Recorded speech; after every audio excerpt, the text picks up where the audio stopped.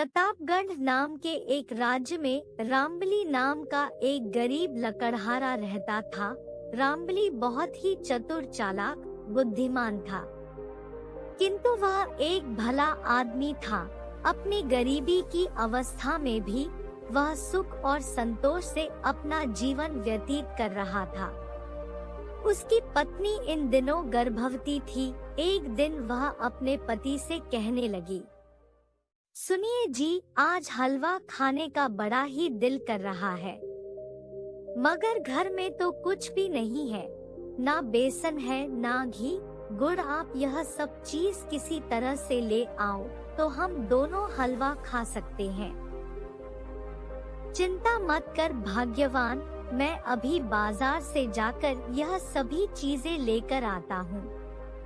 जब रामबली अपनी झोपड़ी से बाहर निकला तो वह मन में सोचने लगा, हे भगवान, मैंने अपनी पत्नी से कह तो दिया कि यह सब चीज लेकर आता हूँ, लेकिन कैसे लाऊं और कहां से लाऊं? मेरी जेब में तो एक फूटी कौड़ी भी नहीं है। सोचने लगा, चलो अपने पड़ोसी सूर्य सिंह के पास चलता हूँ, वह जरूर मुझे कुछ पैसे उधार दे देगा। जब रामबली अपने पड़ोसी के घर में पहुंचा तो पड़ोसी ने कहा, अरे तुम रामबली आओ, क्या हालचाल है और भाभी कैसी है? और सब कुछ तो ठीक है भाई, मगर अचानक कुछ रुपयों की जरूरत आ पड़ी थी। सोचा अभी तुमसे उधार ले लूं, बाद में तुम्हें चुका दूंगा। पड़ोसी सूर्य सिंह मन ही मन में सोचने लगा, यह गरीब फकट भला कहां से चुकाएगा उधार? इसे कुछ भी दे दूं तो वापस मिलने की उम्मीद छोड़नी ही पड़ेगी। यह सोचकर वह बोला, तुम बड़े ही बुरे वक्त में आए हो मित्र। देखो ना, मैं तो वैसे राजा का महत हूँ, पर तुम्हारी ही तरह गरीब हूँ। आजकल तो मेरा हाथ बहुत ही तंग चल रहा है। अब अपनी हालत के बारे में मैं तुम्हें क्या बताऊं?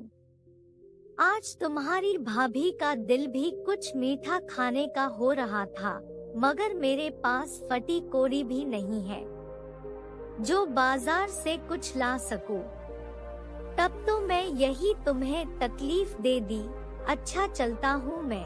तभी सूर्य सिंह की पत्नी की आवाज रसोई घर से आई, ए जी सुनिए, खीर बनकर तैयार है। रसोई घर से आई पत्नी की आवाज सुनकर एक बार तो महावत हड़बड़ा गया, मगर फिर तुरंत वह स्थिति को संभालते हुए बोला, अच्छा मित्र, लगता है मेरी पत्नी ने खिचड़ी बना ली है। शायद पेट भरने लायक भी पूरी न पड़े, मगर आधे पेट खाकर ही संतोष करना पड़ेगा, क्या करे, मजबूरी है। इसके बाद रामबली उसके घर से चला गया। बाहर निकलकर रामबली सोचने लगा, सूर्य सिंह मुझे कुछ देना नहीं चाहता था, इसीलिए कुछ न होने का दिखावा कर रहा था। रसोई घर से भीनी भीनी सुगंध भी आ रही थी, जरूर उसकी पत्नी ने खीर बनाई थी। वह अपने ही विचारों में डूबा हुआ था और सोच रहा था, अब क्या करूं, किसके पास जाऊं, कौन देगा मुझे उधार? लगता है पत्नी की इच्छा मैं पूरी नहीं कर पाऊंगा। चलते चलते रामबली की नजर एक बड़े सुंदर घर पर पड़ी, जिस पर बहुत ही अच्छी सजावट हो रखी थी। निकट से गुजरते हुए एक राहगीर को रोककर रामबली ने पूछा, क्यों भाई, किसका मकान है? यह आज इतनी सजावट क्यों है यहाँ पर? अरे तुम्हें नहीं मालूम, यह नगर सेठ शंभू प्रसाद जी की हवेली है। विवाह के 15 साल के बाद सेठ जी के यहाँ पर बेटे का जन्म हुआ है। ऐसी धूमधाम में अब वह खर्चा नहीं करेंगे तो कब करेंगे भैया? राहगीर ने आगे कहा, आज सेठ जी के बेटे का जन्म हुए 5 दिन बीत चुके हैं। कल छठी की पूजा की जाएगी। नामकरण संस्कार होगा, मगर यह सजावट और धूमधाम शायद कई महीनों तक चलेगी। यह सब बातें सुनकर रामबली मन ही मन में सोचने लगा, कल होगी दावत, मगर मेरी पत्नी रामवती की इच्छा तो आज हलवा खाने की है। रामबली मन ही मन में कुछ तरकीब सोचने लगा। कुछ ही क्षणों के बाद उसके मन में एक उपाय आया और उसकी आंखें चमकने लगी। वहां से निकलकर वह सीधा बाजार में गया और एक बेसन के व्यापारी के पास जा पहुंचा। व्यापारी से कहने लगा, राम राम सेठ जी, बेसन कितनी बोरियां होगी गोदाम में? राम राम भैया, कहाँ से आए हो? मैं सेठ शंभू प्रसाद के यहाँ से आया हूँ। कल उनके लड़के का नामकरण संस्कार है ना? लड़का हुआ है सेठ जी को? अच्छा, तब तो हमारी तरफ से बधाई बोलना। और हाँ, कितनी बोरी बेसन चाहिए सेठ जी को? यह तो मुझे पता नहीं, मुझसे तो केवल इतना कहा है कि लाल सूरजभान के यहाँ पर पता कर लेना कि गोदाम में कितनी बोरियां हैं और थोड़ा सा बेसन नमूने के तौर पर लेते आना। देखो भाई, गोदाम में रखने का तो अपना धंधा नहीं है। एक हाथ लेते हैं और उस हाथ बेच देते हैं। फिर भी यूं समझ लो कि कम से कम 30-40 बोरियां होगी और इतने में तो सेठ जी का काम चल ही जाएगा। और जहाँ तक नमूने के तौर पर तुम्हें बेसन देने की बात है, वह मैं अभी दिलवा देता हूँ। सेठ ने अपने नौकर को आवाज लगाई, हरिया ओ हरिया, अरे भाई हरिया, जल्दी इस आदमी को 1 पाव बेसन दे दो। यह नमूने के तौर पर ले जाकर अपने सेठ शंभू प्रसाद जी को दिखा देगा। रामबली ने 1 पाव बेसन लिया और वहां से चला बना। इसके बाद रामबली वहां से एक घी के व्यापारी के पास पहुंचा। राम राम लाला जी, जय राम जी की। घी के 50 डिब्बे होंगे सेठ जी? 50 क्यों, 100 मिल जाएंगे। पर तू आया कहाँ से है रे? किसने भेजा है तुझे? सेठ शंभू प्रसाद जी ने कल उनके बेटे का नामकरण संस्कार है ना, घी के लिए पूछ रहे थे, कहाँ है कि खुले डिब्बे से थोड़ा सा घी नमूने के तौर पर लेते आना। आए तो क्या कल जो घी मुझसे गया था वह मिलावटी था? जाकर कह दे अपने सेठ से, लेना है तो ले, नहीं तो ना ले, नमूना बमुना हम नहीं देते। उसकी बात सुनकर रामबली हैरान रह गया और चुपचाप वहां से खिसक गया। नगर में घी के कोई और व्यापारी भी थे। रामबली एक दूसरे घी के व्यापारी के पास पहुंचा और उसे सारी बात कह सुनाई। वह सेठ कहने लगा, अरे सेठ शंभू प्रसाद ने हमें याद किया, यह तो हमारे धन्यवाद है। तुम चिंता ना करो, नमूने के तौर पर घी मैं तुम्हें अभी दे देता हूँ। और फिर सेठ ने एक बर्तन में रामबली को नमूने के तौर पर थोड़ा सा घी दे दिया। रामबली बड़ा ही खुश होकर वहां से घी लेकर चलता बना। इसके बाद रामबली एक गुड़ के व्यापारी के पास गया और उसे भी यही बात कही कि उसे नगर सेठ शंभू प्रसाद ने भेजा है और नमूने के तौर पर थोड़ा सा गुड़ चाहिए। सेठ ने फटाफट बड़ी खुशी से एक डेली गुड़ की रामबली को देते हुए कहा, अरे तो जल्दी कर, यह ले 1 डेली, बिल्कुल चोखा गुड़ है, और जल्दी लौटकर बताइयो कि गुड़ की कितनी बोरियां भेज दूं। फटाफट जा, कहीं मिठाई बनने में देर ना हो जाए। रामबली गुड़ की डेली लेकर वहां से चलता बना। अब हलवा बनाने का सारा सामान उसके पास इकट्ठा हो चुका था। वह शाम के समय अपने घर पर पहुंचा और अपनी पत्नी को सारा सामान दे दिया। पत्नी बोली, अरे आप तो सारा सामान ले आए। मैं तो सोच रही थी कि आज मेरे दिल की बात दिल में ही रह जाएगी। चलिए मैं फटाफट हलवा बना देती हूँ। पत्नी ने झटपट हलवा बनकर तैयार कर दिया। सहयोग की बात है, उसी रात को राज्य के राजा प्रताप सेन भेष बदलकर उस राज्य में घूम रहे थे और ठीक उसी समय वह लकड़हारा रामबली की झोपड़ी के बाहर खड़े थे और दोनों पति पत्नी की बातें वह सुन रहे थे। अंदर झोपड़ी में रामबली ने अपनी पत्नी से कहा, सुनो भाग्यवान, तुमने हलवा तैयार तो कर दिया है, मगर हम इसे अभी नहीं खाएंगे। क्यों? अरे वह अपना पड़ोसी है ना। राजा का महंत सूर्य सिंह तेरी इच्छा पूरी करने के लिए मैं उससे कुछ पैसे उधार मांगने गया था, तो वह कह रहा था कि उसकी पत्नी की इच्छा भी हलवा खाने की है।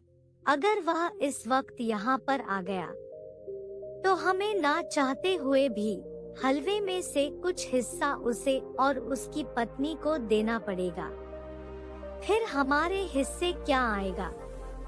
हे राम, फिर तो मैं दिया बाती भी ना जलाऊंगी, अंधेरे में ही हम दोनों बैठकर यह हलवा खा लेंगे।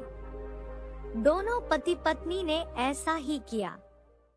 वह दोनों अंधेरे में ही बैठकर हलवे का आनंद लेने लगे। उसी क्षण राजा प्रताप सेन भी झोपड़ी के अंदर दाखिल हो गया और अंधेरे का फायदा उठाकर उनके साथ बैठकर हलवा खाने लगा। दोनों पति पत्नी इस बात से अनजान थे कि कोई तीसरा आदमी भी उनके साथ बैठकर हलवा खा रहा है। राजा प्रताप सेन के आ जाने से हलवा कुछ जल्दी ही खत्म हो गया। इस पर रामबली, उसकी पत्नी दोनों को ही बड़ा ही आश्चर्य हुआ। रामबली ने अपनी पत्नी को कहा, अरे हलवा इतनी जल्दी खत्म हो गया। रामवती ने तुरंत दिया जला दिया। तभी रामबली ने देखा कि वहाँ पर एक तीसरा व्यक्ति भी मौजूद था, जिसे देखकर वह हैरान रह गया और कहने लगा, अरे तुम कौन हो भाई? मैं तुम्हारा मेहमान हूँ। हलवा तुमने बहुत ही अच्छा बनाया था। लो, इसी खुशी में यह स्वर्ण मुद्रा मेरी उपहार समझकर रख लो। नहीं नहीं भाई, अभी तुमने खुद ही कहा कि तुम हमारे मेहमान हो और मेहमानों को कुछ खिलाने के लिए कोई कीमत नहीं लेते। बस दुख इस बात का है कि तुमने चुपचाप जो हलवा खा लिया तो मेरी पत्नी के लिए वह कम पड़ गया। मैं बड़ी ही मुश्किल से कुछ ना कुछ उपाय करके हलवे का सामान इकट्ठा करके लाया था। उसकी बात सुनकर राजा को आश्चर्य हुआ और उसने कहा, अच्छा जरा बताओ तो कि तुम किस प्रकार से यह सामान लेकर आए थे? राजा के प्रश्न के उत्तर में रामबली ने बिना झूठ बोले एक एक बात सच सच बताई कि कैसे उसने बेसन, घी और गुड़ का इंतजाम किया था। फिर बोला, अब सारा सामान खत्म हो गया है और हलवा नहीं बनाया जा सकता। ओ, मुझे माफ करना मित्र, मैं मजाक में तुम पति पत्नी की इच्छा की पूर्ति में बाधक बन गया। अब तुम मुझसे स्वर्ण मुद्रा भी लेने को तैयार नहीं है, किंतु मैंने तुम्हें मित्र कहा है, इसलिए मेरी एक बात मानो। कल सुबह तुम महाराज प्रताप सेन के राज दरबार में जाना। वह अवश्य ही तुम्हारी कोई ना कोई सहायता करेंगे। इतना कहकर राजा प्रताप सेन वहां से चले गए। महल में आकर उन्होंने अपने राजसी वस्त्र पहने और अपने एक पहरेदार को आदेश दिया, कल एक गरीब आदमी महल में आएगा जिसका नाम रामबली है। उसे बिना किसी रोक टोक के और सम्मान के साथ मेरे सामने प्रस्तुत कर दिया जाए। जो आज्ञा महाराज। अगले दिन सुबह के समय रामबली की पत्नी ने अपने पति को उठाया और कहा, आज आपको तो राजमहल के लिए जाना है। जी सुनिए जी, आप पहली बार राजमहल जा रहे हो, क्या खाली हाथ जाओगे? महाराज के लिए तुम्हें कोई भेंट ले जानी चाहिए। अरे हमारे पास है ही क्या महाराज को देने के लिए। अरे आप चिंता मत कीजिए, जाइए राजमहल में, देखिए क्या होता है। और सुनिए, जहाँ तक उनको उपहार देने की बात है, परसों ही मैंने एक कबूतर पकड़ा था। मैंने उसके पैर काट दिए हैं, उसको पालतू बनाने के लिए। आप तो लकड़ी काटने के लिए जंगल चले जाते हैं और दिन भर में घर में अकेली रहती हूँ। सोचा था कि उस कबूतर से अपना दिल बहला लिया करूँगी। आप वही कबूतर महाराज को उपहार देने के लिए ले जाइए। रामबली अपनी पत्नी की बात मानकर राजमहल की ओर चल दिया। ठीक उसी समय राजमहल के पहरेदारों ने राजा प्रताप सेन के पास आकर कहा कि एक दूत उनसे मिलना चाहता है। दूत को महाराज के सामने उपस्थित किया गया। दूत बोला, महाराज की जय हो, मैं चारुदत्त सुल्तानगढ़ के राजा का राजदूत हूँ। हमारे महाराज ने आपके लिए एक पैगाम भेजा है। क्या पैगाम भेजा है राजदूत, हमें बताओ। महाराज, यह पैगाम सांकेतिक है जो आपको समझना होगा और फिर उसका उत्तर देना होगा। यह कहते हुए उस दूत ने खड़िया से फर्श पर एक गोल घेरा बना दिया और जेब से कुछ गेहूं के दाने निकालकर उस गोल घेरे के चारों ओर फैला दिए। इसके बाद वह राजा से बोला, महाराज, यही पैगाम है हमारे महाराज का। अब आप इसका क्या उत्तर देना चाहते हैं? यह देखकर महाराज सोचने लगे, आह, इस दूत ने हमें किस मुसीबत में डाल दिया। सुल्तानगढ़ हमारे राज्य से 20 गुना ज्यादा शक्तिशाली और विशाल है। उसके राजा सुल्तान सिंह को निराश नहीं किया जा सकता। राजा की समझ में इस पैगाम का कोई उत्तर नहीं आ रहा था।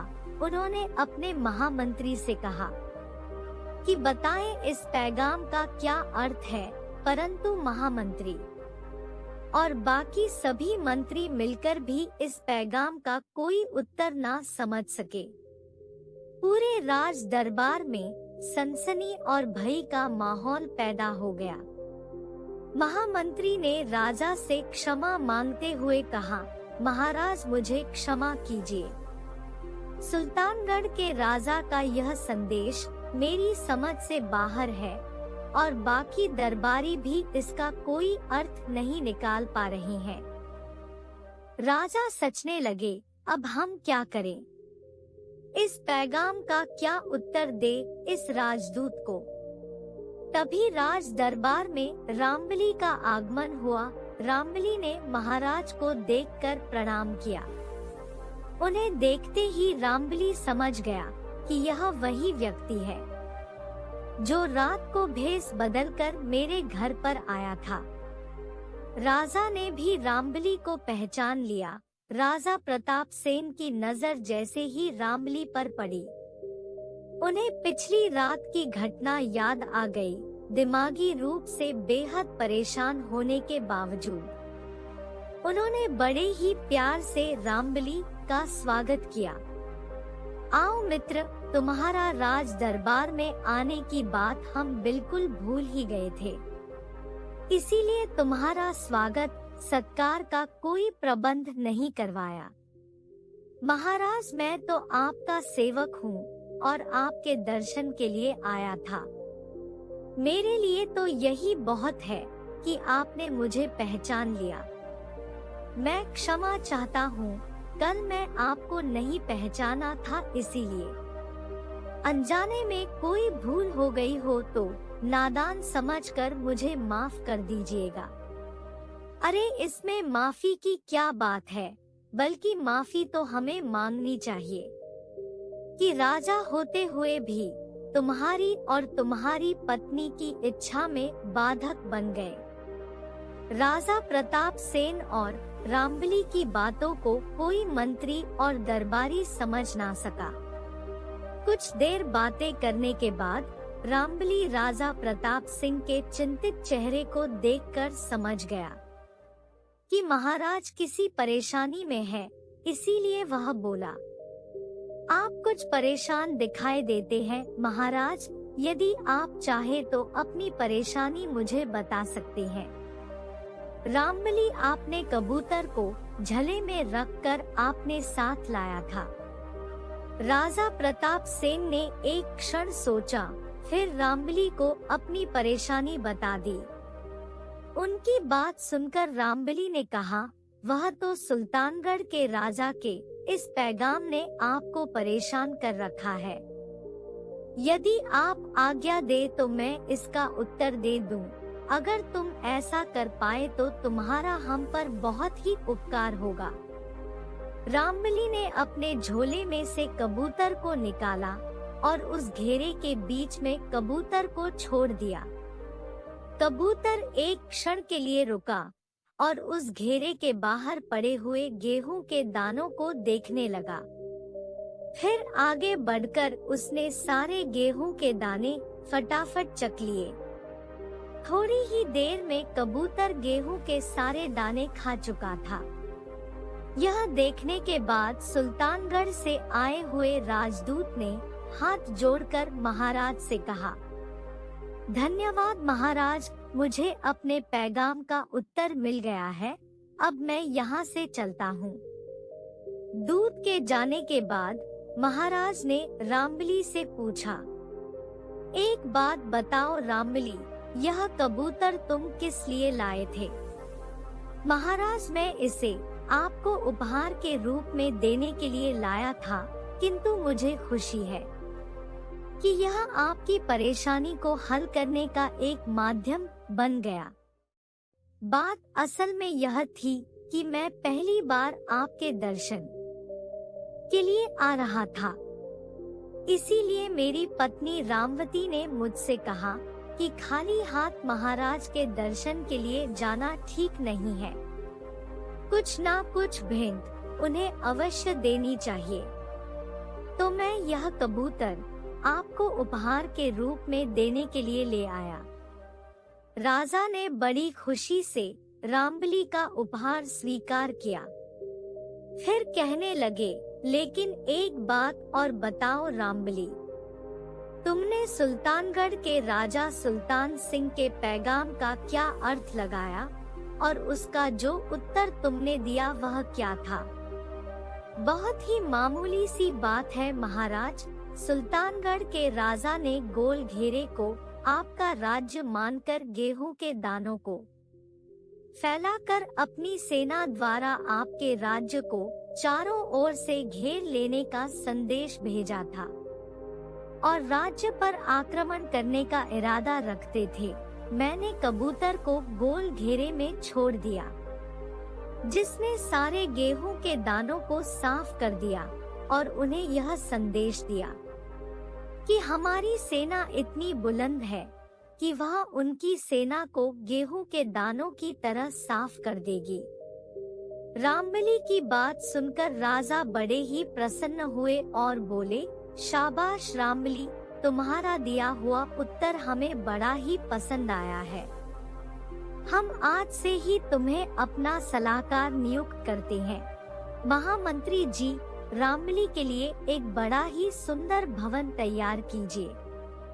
उस दिन के बाद से रामबली राजा का विशेष सलाहकार बनकर अपना जीवन बिताने लगा।